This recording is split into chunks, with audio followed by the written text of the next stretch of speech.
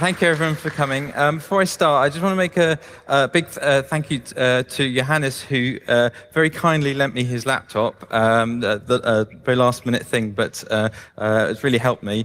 It's his first camp, and literally the first thing he did when he came to camp was sign up to be an angel and do volunteering. So he's really inspirational there. I'm Dan Hagen.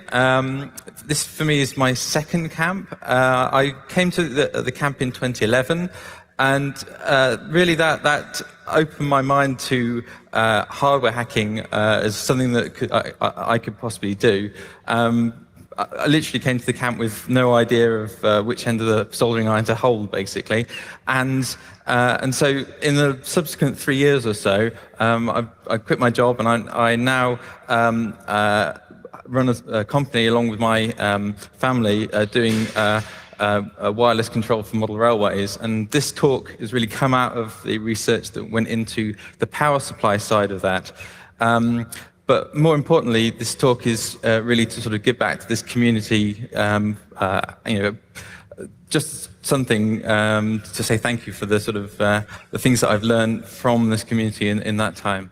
So why is the talk called Singing Capacitors and Whining Inductors? Well, these are the key components that will generate the signals that we can use to perform these side channel attacks.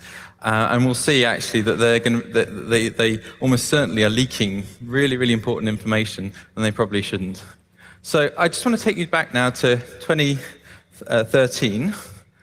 Snowden has just revealed himself to be the NSA leaker, and a question that's on lots of people's minds is, does encryption work? And his answer really sent shockwaves through the crypto community.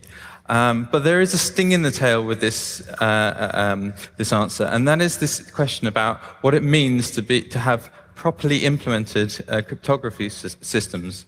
So let's consider all the things that need to be put into a usable system for a real-world user, and this slide really illustrates that engineering challenge. And as you can see, there's only really one solved problem, and the other problems get progressively harder as we go down the stack.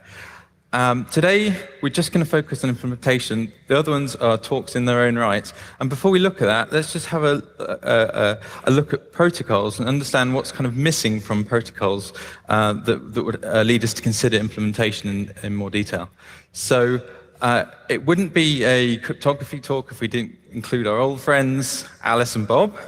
Here's Alice and Bob, and they want to communicate with each other, and they want their protocols to ensure certain properties, that they have certain properties. For instance, that an eavesdropper, such as Eve, can't recover information just simply by listening to the traffic going between them. Similarly, a malicious attacker, such as Mallory, is not able to pretend to be Alice and Bob to the other two parties. So what's missing from this? Well, consider what happens at Bob's end of the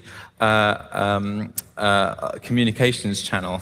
So really, it's not Bob that's doing the communication, but it's some device on his behalf, and messages go into that device, and messages come out of it. But essentially, the assumption is that is a black box, and also that black box contains a secret key that never leaves that black box. Now, really, in reality, that is a machine. That is a machine that has internal machinery. And as we know about machinery, that can generate all sorts of signals, okay? And these things are known as side channels, and here's just a few of them. You might notice that quite a few of these ones towards the bottom here are actually ones that have appeared in the last few months. So this is a present problem that we're facing. Now, this is a problem that has been around for quite some time, and actually one of the first descriptions of this comes from this book here called Spycatcher, and it concerns a cipher machine known as a Haglin. And this was used by several governments at the time, in particular the Egyptian government. I just want to read a few quotes from this because I think it sort of lays uh, lays the sort of foundations for understanding how these attacks might actually be used in kind of real situations, and also how they work under the hood, as it were. So let me just read a few quotes from that, if I may. So Operation Halt was begun in the early 1950s when GCHQ asked MI5 if they could help obtain intelligence about diplomatic ciphers being used in London. GCHQ hoped that one of MI5's agents might be able to steal some of the waste cipher tape, which they could then use to attack the cipher. I'm sure that with the new high-sensitivity microphones we have, it must be possible to get something out of a cipher machine. They have to be reset every morning by the cipher clerk. Suppose we could pick up the sound of the new settings being made. I felt sure that GCHQ will be able to use the sounds to determine what is known as the core position of the machine, and from there be in a position to attack the cipher. If we could get the settings of 3, possibly 4 wheels of the machine, they would have broken the cipher. I installed a series of high-sensitivity microphones at various distances from the haggling, as well as a probe microphone in the wall behind it. Each microphone was connected in turn to an oscilloscope so that the sounds it recorded were translated into visual readings. I checked with the Post Office Investigation Unit and obtained a complete list of telephone installations at the embassy. There appeared to be one either inside or very close to the cipher complex, so we decided to install special facilities on the telephone and use the microphone to capture the sounds of the cipher machine. The post office faulted the telephone system, and we waited for the Egyptians to call the post office. The cipher room was in an annex, the haggling clattering away inside. 3 cipher clerks were busy operating the telex machine and processing the diplomatic cables. I began to extend the cable, slowly turning my back on him so that the engineer could slip the small washer into the receiver to modify it for special facilities. I placed the telephone back on top of his desk, not more than 2 feet from the haggling machine. I hurried back from the Egyptian embassy to the 7th floor to monitor the sounds from the receiver. It seemed at first to be an electronic haze, but after some fine-tuning, the clatter of the haggling was clearly audible. The new technique of breaking ciphers by detecting intelligence about the machine through technical surveillance became known by the code word engulf. It was a vital breakthrough. The combined MI5 GCHQ operation enabled us to read the Egyptian cipher in the London embassy through the Suez crisis. So there's a question that is left as a result of that, which is how did they get from the sounds that the machine made to a determination of the positions of these wheels? We can perhaps look to see a more modern equivalent of this, and that is something known as keyboard emanations. So this is the idea that you can take a keyboard and the sounds that it makes, and then determine from those sounds, for instance, what passwords are being entered into the keyboard.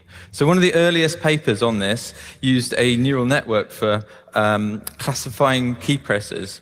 And so I looked to see if I could actually do a similar kind of thing, perhaps on a slightly smaller scale. So I took a laptop and hit the Enter key. It makes a different sound to the, well, that's actually the space key. The space key and the Enter key.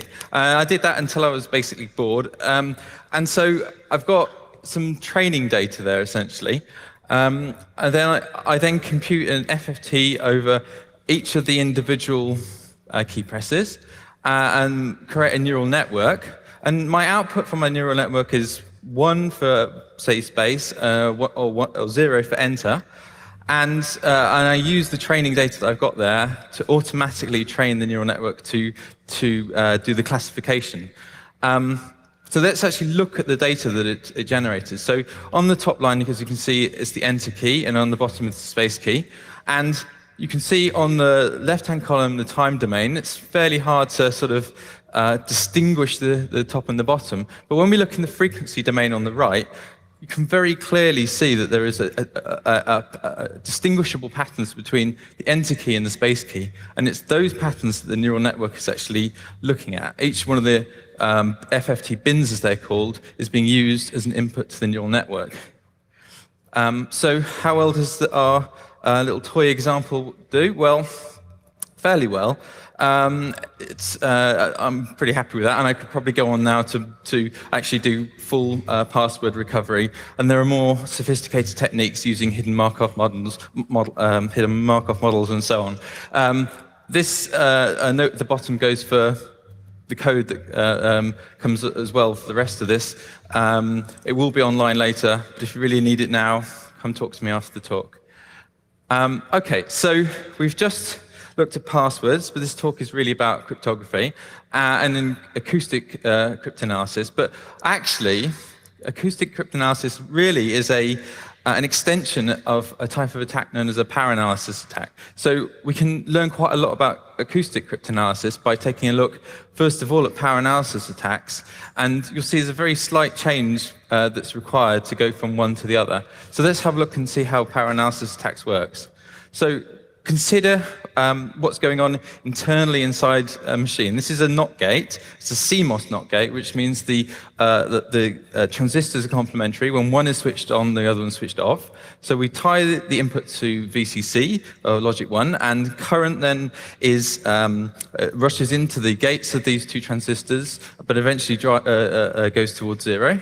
And current is then sunk from downstream gates, okay? So then what happens when we connect the input to ground, so that current then is sunk down to ground from those gates, and we then source current to the downstream logic gates. Okay, so the take-home message from this is power is only consumed when switching occurs, okay? Or to put it in other terms, if data doesn't change from clock cycle to clock cycle, we expect there to be proportionately less power consumption than it would be if data was changing. Okay, so how can we exploit this property? Well, let's look at a toy example here.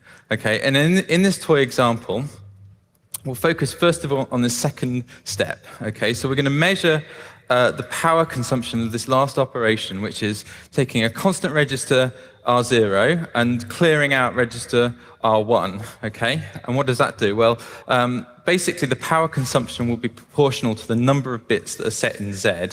Now, how are we going to use this? Well, at the top, our first operation is taking the exclusive OR of register R3 and R2, which is values X and C. Now, X is supposed to stand for something unknown, something that doesn't leave the machine, either the key or something derived from the key. And C is something chosen, or it's the ciphertext, but it's something that we can actually change in the system, okay? So let's consider then what the operation of exclusive OR, which is what's been used here, actually does. So when C is 0, when a bit of C is 0, X and Z are the same. But when C is 1 or set, X and Z are the opposites of each other. So we basically have a mechanism here for flipping the bits in X, putting them into Z, and now measuring how many bits are in Z, okay? So let's look at an example here. In this example, we start off with C as all zeros, and this gives us a baseline. So in this example, 2 bits are set. So we know that there are 2 bits set in X. Okay, we first flip the least significant bit of C, and that results in 3 bits. So what does that mean? Okay, well, the only bit that has changed in Z is the least significant bit. And we now know that there is 1 more bit set than there was in the previous one. So that must mean that is 1. And we know that C is flipping the value in X. So we have our first value in X. That must be a 0. And if you look at the remaining measurements, you can essentially read off the value. It's going to be 0, 1, 1, 0. So there we go. That's a toy example. Is this practical?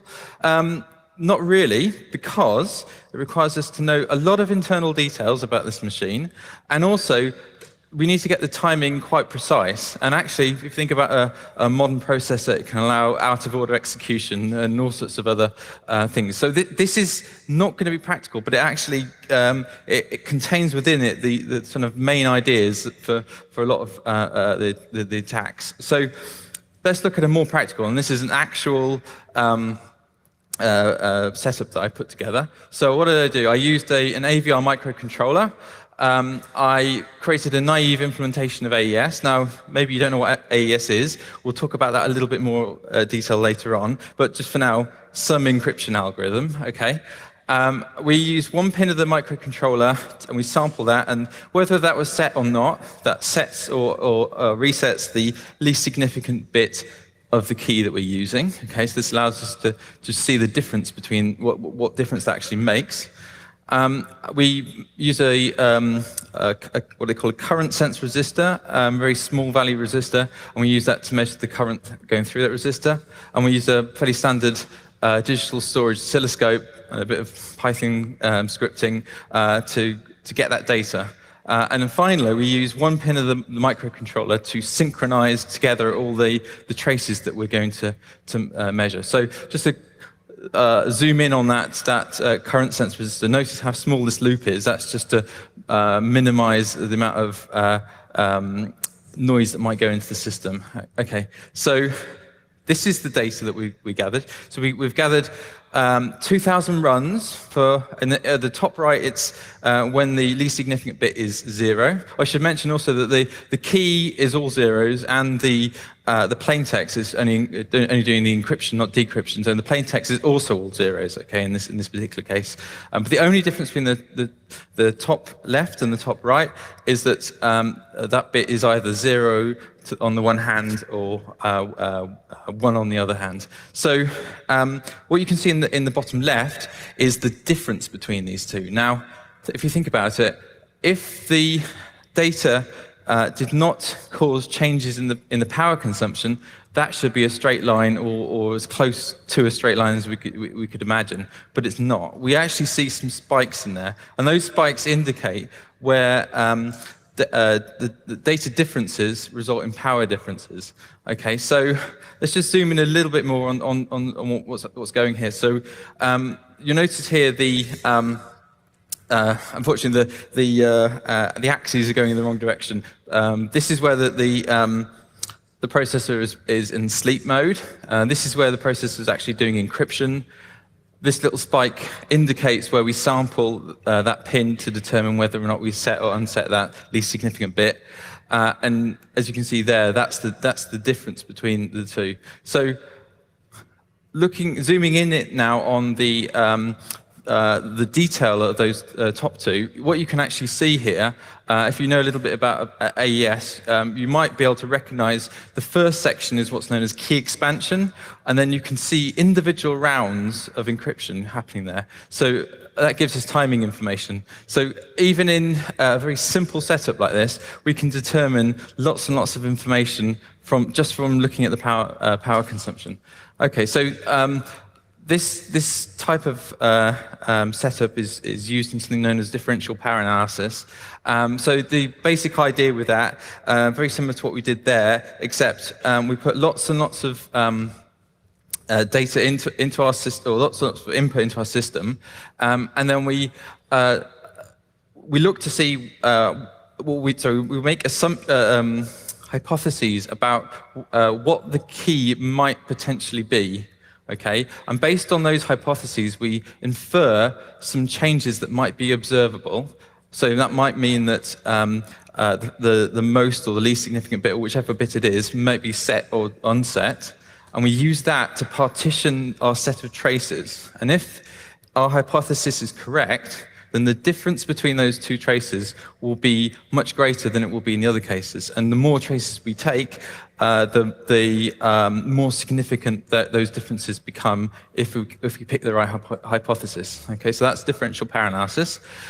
And we've just looked there at a symmetric crypto system. Let's look at something known as modular exponentiation, which is required for RSA, for public key crypto systems. So you might be looking at this mod n business and you're thinking, what on earth does that mean? Okay, well, you're all experts in that, because if I was to say to you, the first day of the year is a Monday, tell me which day of the week the 100th day is, well, you'd be computing 100 mod 7. What you'd do there is you'd repeatedly subtract 7 from 100 until the value you had was less than 7. That's all mod does. However, you don't need to know that, really, to understand what's going on here, because it's the exponentiation part we're kind of interested in. Now, if I were to give you the value y in this case, and I was to say, what is the value of x? That it turns out to be a quite hard problem. It's known as the discrete log problem, and it's what gives RSA its security, essentially. Remember that in a second, because it will be important when we discuss when we discuss modular exponentiation, making that efficient. So how do we make it efficient? Well, the naive approach is to multiply the base by the exponent, by the number in the exponent. So in this first example, we're looking at where the exponent is a power of 2. So we can recursively group pairs of terms, and so we see that we've gone from 3 multiplications to just 2 there, and you can imagine with very much larger numbers that becomes even more efficient. If we don't have a power of 2 in the exponent, we can factor out into powers of 2, expand, do a little bit of rearrangement, and we end up with the standard form, which is basically starting from the most significant bit of the binary expansion of the exponent, and so we basically square at each bit as we go along, and we multiply only if that bit is set, as you can kind of see in this particular example.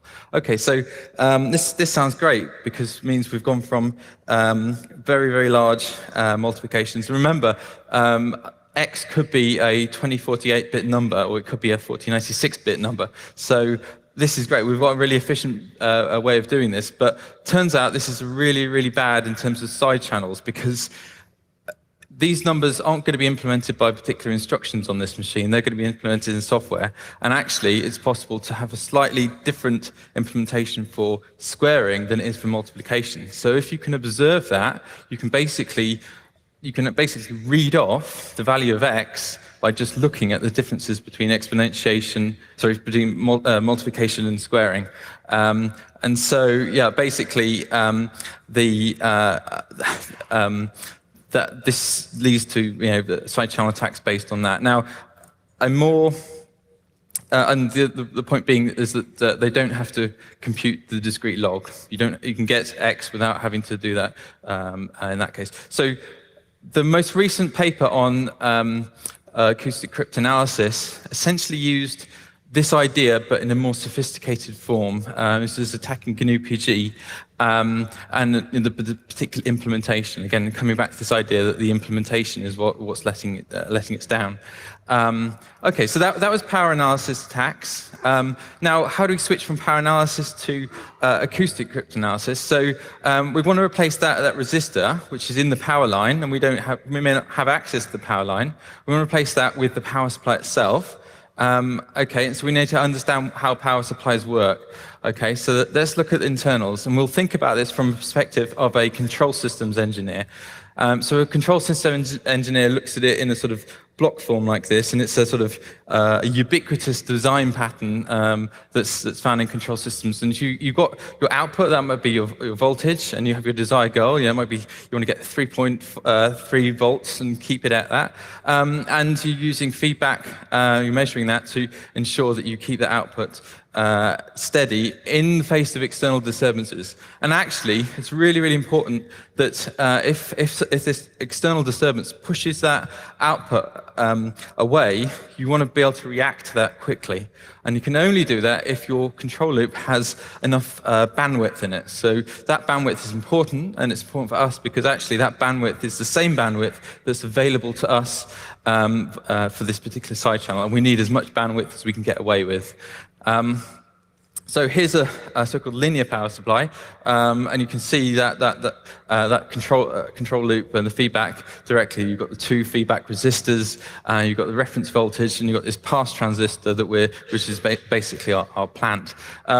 This turns out to be not very useful for acoustic cryptanalysis because these types of power supplies tend to be fairly noise-free, not completely noise-free, but tends to be fairly noise-free. What we're interested in is a switching power supply.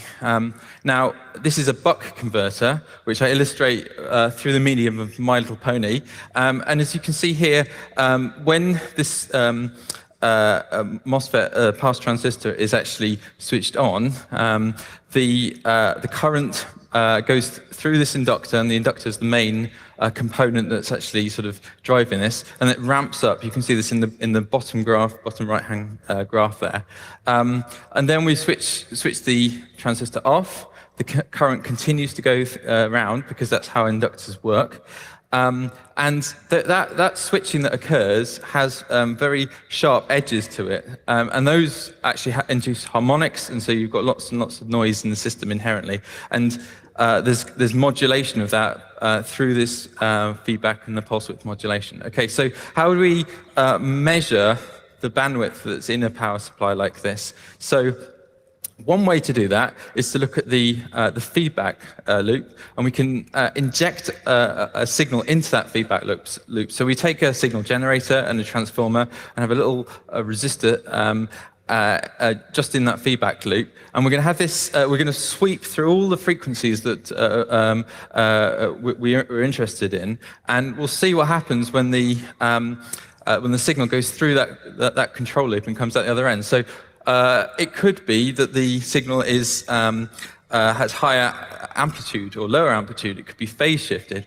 One particular thing we want to avoid, for instance, is that the signal goes through that control loop, is higher amplitude, but is in phase, because when it goes through again, it's going to be even more higher amplitude, and that's going to be unstable.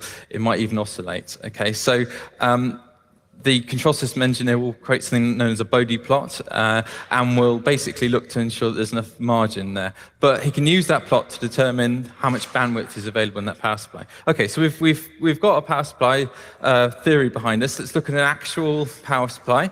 This is an evaluation module, and it has the connectors, so we can put our function generator on there, and you can see there the various components we've put there before. Look in particular at the inductor and the capacitor. Those are the things that are actually going to generate the noise in the system. Okay. Now I put this onto a setup basically. I've got a box there that resonates, so that amplifies the sound. I've also got a cone. Now, if you look at this, you kind of think, well, doesn't that look a little bit like a gramophone? And that's no accident, because really, if we're going to use a function generator, we could also use an MP3 player or some other device like that, as I've got here. And so let's see if we can play some music through our power supply. So what I did is I took a track, I pitch shifted it because the frequency response at the low end is not so good. And this should be what it sounds like.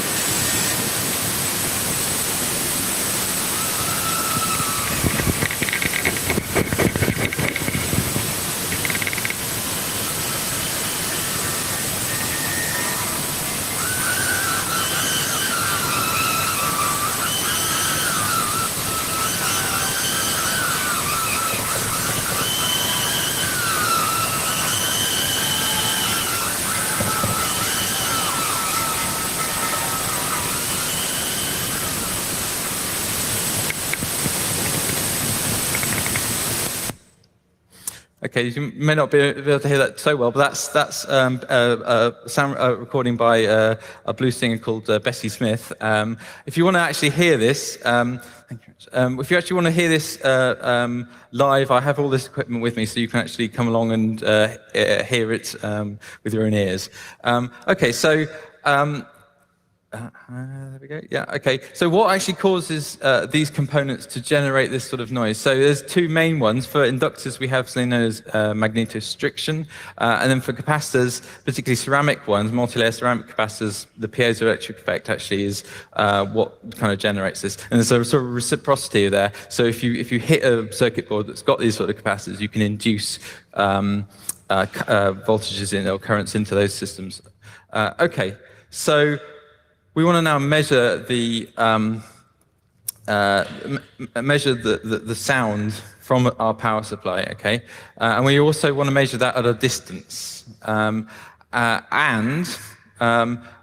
we don't want to, using a normal microphone like the one I've got here is not going to be any use because, well, it's not going to be as much use as, say, an ultrasonic microphone because basically those frequencies are going to go way up into ultrasound. So we need an ultrasonic microphone, and they are expensive to buy. Even the cheap ones are moderately expensive. You can get them for maybe 150 euros or so. If you're just playing with this stuff, you probably don't want to spend that amount. However, the wildlife recordists have already gone ahead and thought about this problem, and they've come up with they've used this particular module, and there's other examples you can get there, but these ones, they've determined that they actually have quite good frequency response beyond 20 kilohertz, which is the normal limit for these kind of microphone capsules. So I wanted to build my own microphone around this capsule, and so this is the analog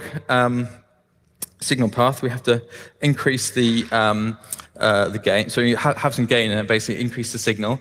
And we want to put this through a low-pass filter, an anti-aliasing filter. Why do we need this? Well, think about what happens in like an old Western movie. You're viewing that at 25 frames per second. And a wheel on a wagon goes around much faster than that, and so it can appear to be going either backwards or it could be going slower than it's actually going because you're not sampling at a high enough rate. Okay, so in our case, we want to make sure that any higher frequencies than the ones we're interested in are filtered away. So we're looking at 125 kilohertz of bandwidth.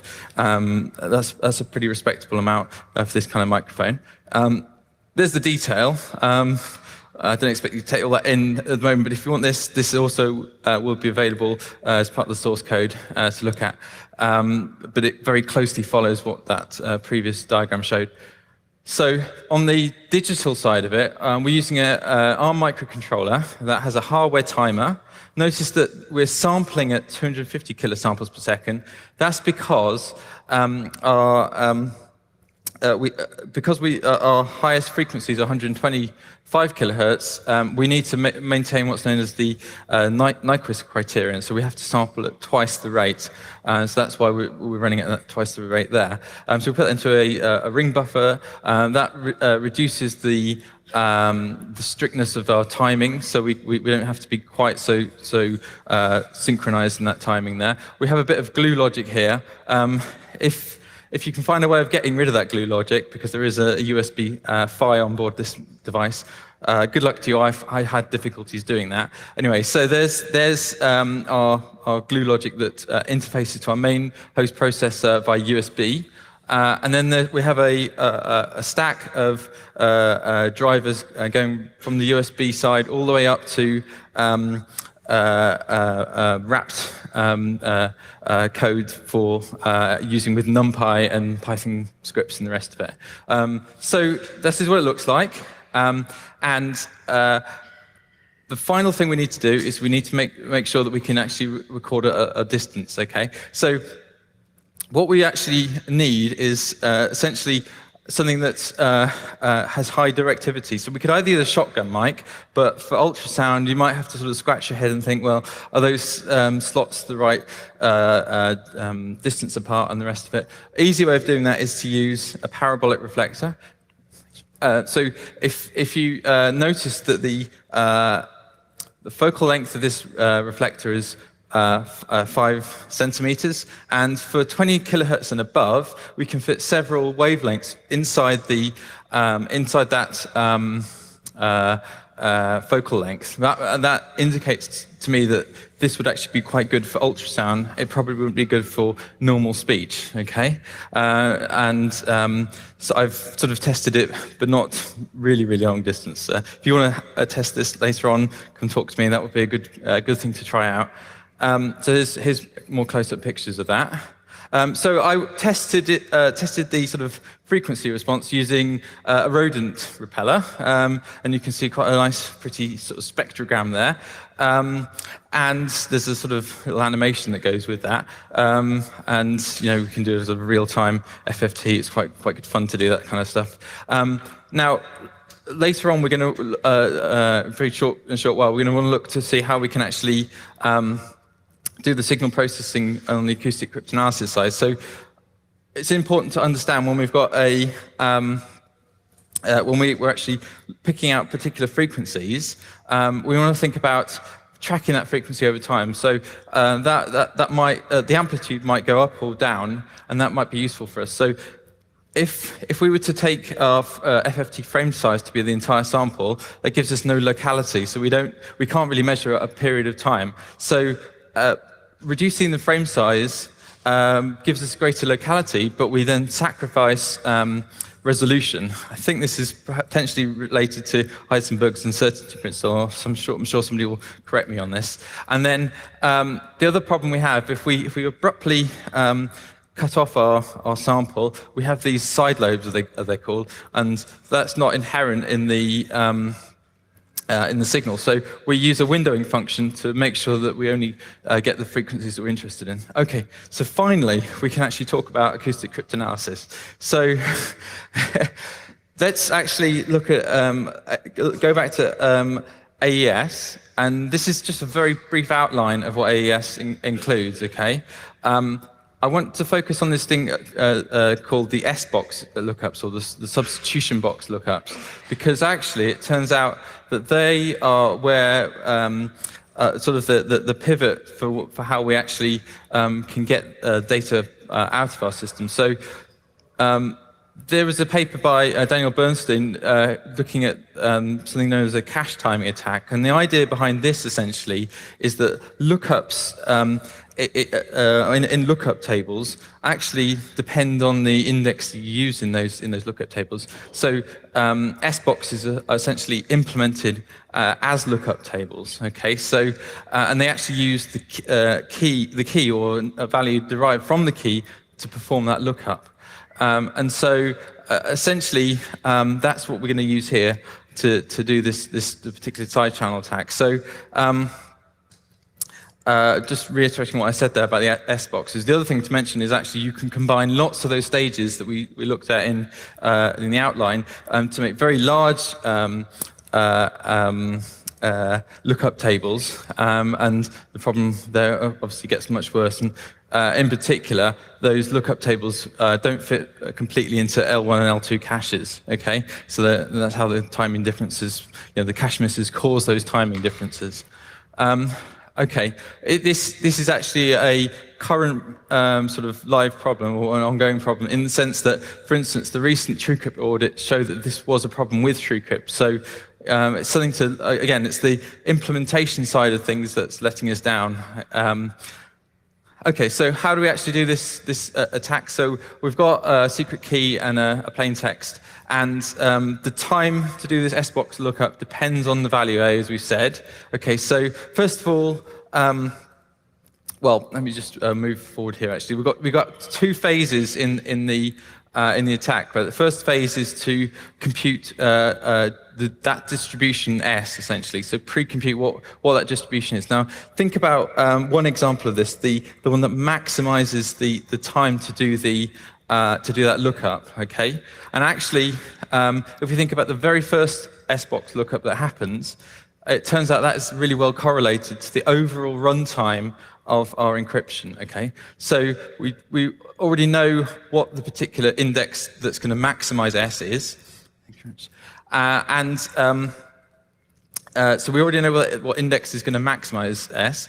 And then in phase 2, essentially, if we pick out, or if we rerun this, but with the key being fixed, but then lots and lots of different plain texts, then actually we can compute a new distribution, and there will be one a value in there that's going to maximize the runtime. And that then allows us to go back, unwind the exclusive OR operation, and then recover at least that value for the of the key. And we can do that for all the other bytes in the key.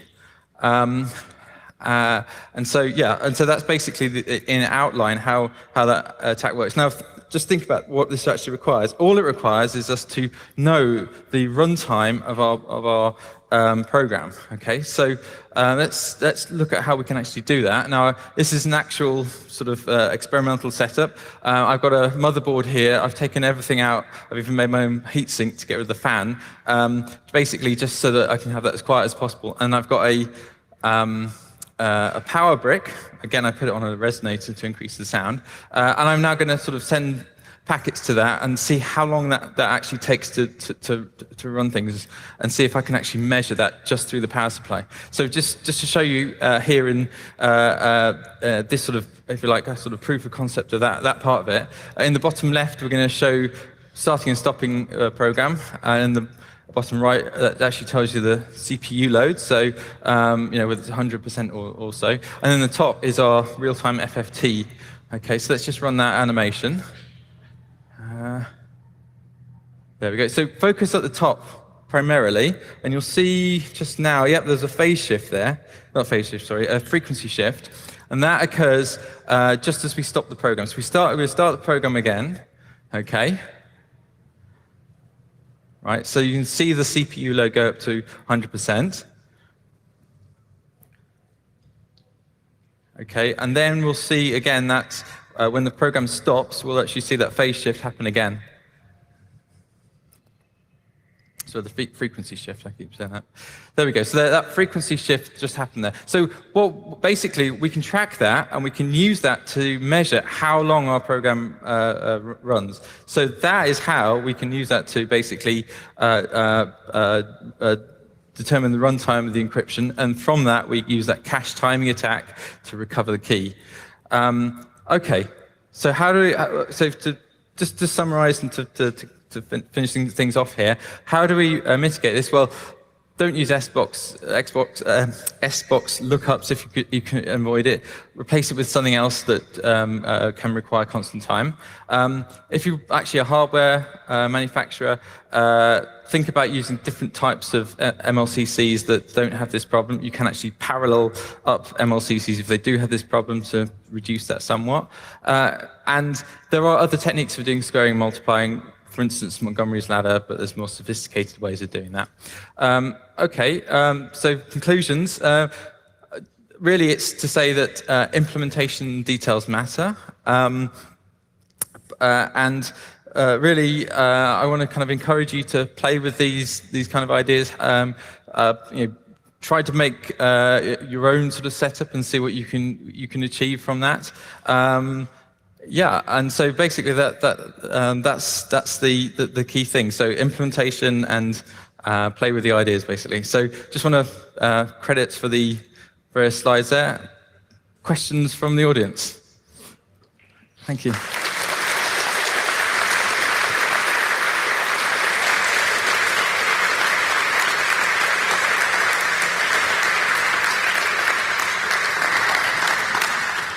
Yes, thank you for your talk. Thank you. Yes, we have a lot of time for Q&A. If you have questions, please come up to the microphones. If you don't have questions, please keep seated, because everything else would disturb the ones who have questions. So the microphones are here in the front. Until then, I make just the normal announcements. Please, if you go, keep your trash with you. Remember the thunderstorms. And yes, again, maybe you don't have heard it until now. Yes, the CCC is quite happy with us, and they think we are good people here. So now there's a question. As we aren't building our own power supplies for our own laptops or writing our own implementations of the AES-256 algorithm, what are you suggesting we do as normal users to protect ourselves from this sort of attack vector when we aren't building our own hardware or writing our own algorithms? Okay, so I mean, to kind of take the example of sort of TrueCrypt there. I mean, that's an example where you've had sort of independent audit of that code, and that has kind of identified that those problems are present. Okay, so as an end user, although you can't necessarily change things in your code, although like that to be the case, you can actually find out from other people that know, that can identify these problems, and basically do the research about which particular products are known to have particular problems with them. So I would encourage there to be more auditing, if you like, of code that's out there in a similar sort of way. But yeah, I mean, other than actually sort of building your own hardware and testing it yourself, I think there's not a lot extra that can be done there. Should we consider wrapping our power bricks in sound dampening foam? So probably not, actually. I mean, I think the point is that to give you an example of how many packets need to be sent to do the sort of attack, the cache timing attack we're talking there, in the original paper we were talking about something like 2 to the 22. So that's going to be quite a long. You're going to be sat there a long time with your microphone trying to listen to these things. Although it's possible in principle, in actual practice, there's a lot of effort that is required to do this kind of attack, really. And if you see what happens with power analysis attacks, in those particular cases, people really, if they really want to get into the system, they'll spend the time to do it. But kind of an ordinary user probably wouldn't see that as part of their threat model, if you like. Okay, thank you. Thank you. The next question from the other microphone. For your test setup, you had to remove all the fans and everything that made noise. Yeah. Could this be defeated by putting a fan in the power supply?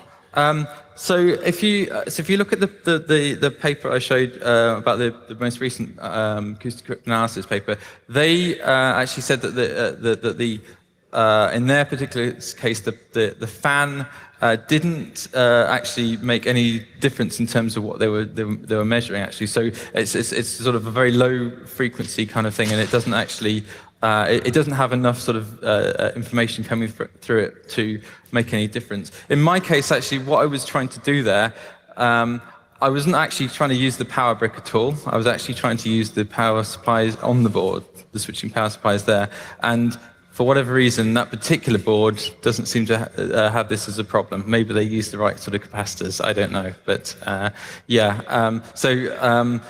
you don't have to remove the fan, but it doesn't make any difference if you do, basically.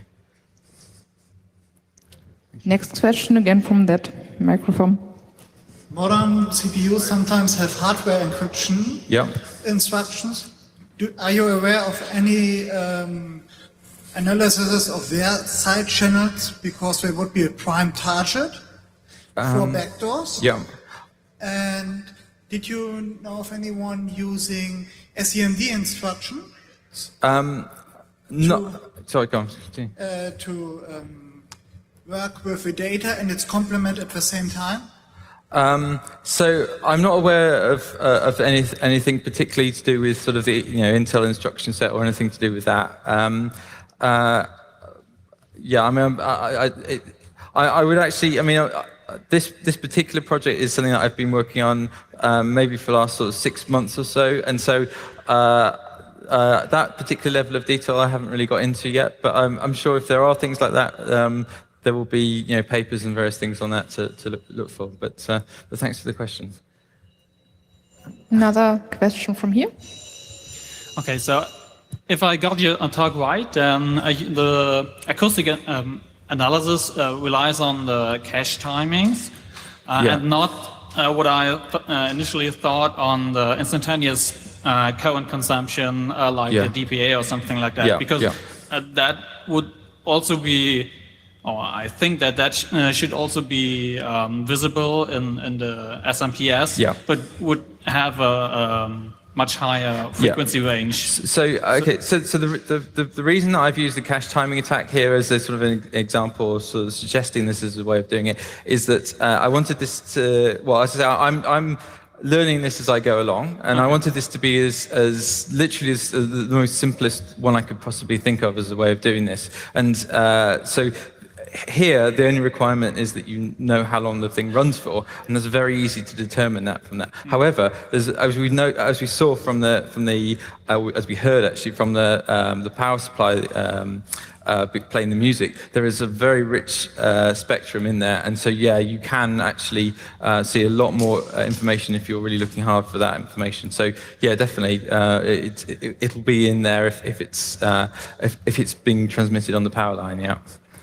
Okay, but do you know of any attacks or papers which mention that they basically hear the instantaneous current consumption? Oh yeah, I mean, so if you actually look at that, I go back to that paper that I cited there, the most recent acoustic cryptanalysis paper. They actually, they can actually sort of see almost in sort of real time as it's computing as it's computing between different values in the modular exponentiation, so they can actually sort of differentiate those things in almost like a DPA attack there, as you say, in real time. So it is possible to do that, but I would class that as an intermediate to more advanced level of skill to do that kind of thing. Oh, thanks. Thank you for the question. You have another question on that microphone? Thank you. Good talk. Thank you very much. I come from a professional audio background. Okay. And one of the things that's fairly well known is that because of ground bounce and ground noise issues, you sometimes get noises in the recorded audio that correlate with mouse movements and such. Okay, yeah. This being essentially the same thing. Yeah. The at least partial cure for which is to turn off the deep sleep C states in the BIOS. Right, okay. So the processor does not idle as much. Yeah. And that significantly reduces the level of switching of power consumption that you get. Okay. But of course, that observation from the audio recording scene gives rise to another possible side channel attack here. Yeah. Basically the same thing. Yeah. But enabling the microphone on the machine. Okay. Yeah. If you've got a Skype connection open or.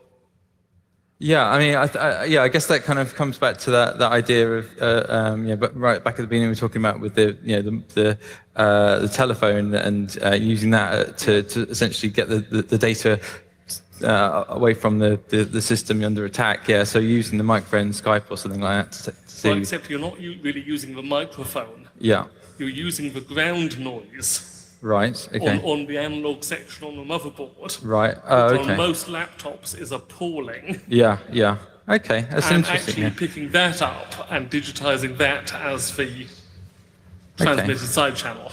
Okay, that's interesting. I'll have to look at it into more detail. It sounds like it could be potential interesting thing to look at. Potentially be a place to go. Yeah, okay. Thank you for the question. Thanks. And I think this is the last question. At least there's nobody else standing there. Well, actually, it's an answer for the guy that was asking about the fans. Sorry, this is about the fans. So yes, it's an answer to the guy that was asking about the fans, so hopefully he can understand why it didn't affect the research that they did on the paper. Oh, yeah. Basically, there are two things that you should take into account. Fans usually make noise at much lower frequencies because they aren't that fast compared to the kilohertz measurements you were making. Yeah. But the second and more principal reason is that when you are doing cryptography with a half good algorithm, you will have approximately the same amount of ones and zeros plus less some error. Yeah. So when you do a mean measurement, as you were doing on your own measurements, you will find out that thanks to the hysteresis of the fans, the amount of noise you get when there is a 1 and when there is a 0 more or less cancels itself always. Right. So you will get more or less the same amount of noise during the whole measurement after you have done a few of them. Yeah. Okay, that makes sense. Thanks for the clarification. You're welcome. Thank you. Yes, that were our questions, and this was Dan Hagen. I think he has earned another applause. Thank you.